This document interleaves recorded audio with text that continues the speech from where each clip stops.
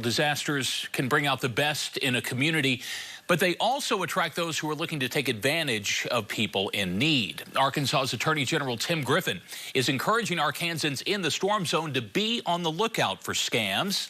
He spoke today with Channel 7's Emma Allen. Emma.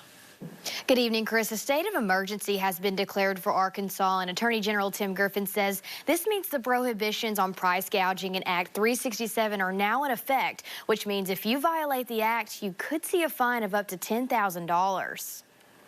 Price gouging and scams tend to show up after natural disasters. At a tragic time like this, you always have a small number of unscrupulous individuals who want to take advantage of the situation.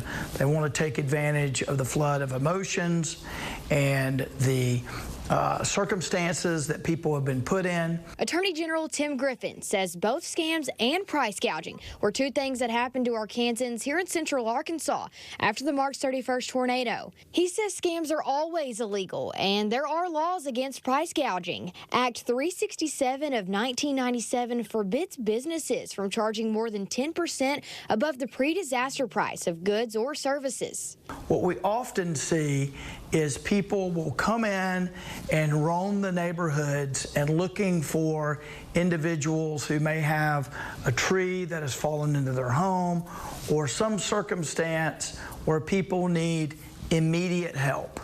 A report from AccuWeather shows price gouging is something that has unfortunately always been around, especially during those most destructive storms like Hurricanes Katrina, Harvey, and Irma.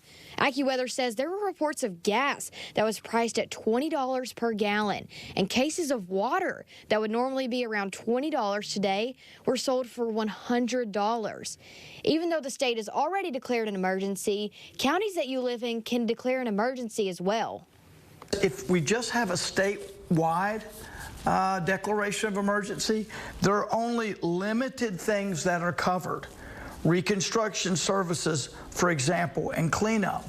But once the counties also declare an emergency, it's much broader. It includes home heating oil, building materials, housing, freight, storage, gasoline, etc. Griffin says some counties cover different items when it comes to price gouging, and the law will stay in effect for 180 days when the service applies to things like reconstruction and repairs. And for the broader scope of goods and services, 30 days is how long the law will stay in effect. Both time periods can be extended by local governing body or a General Assembly. On your side, I'm Emma Allen.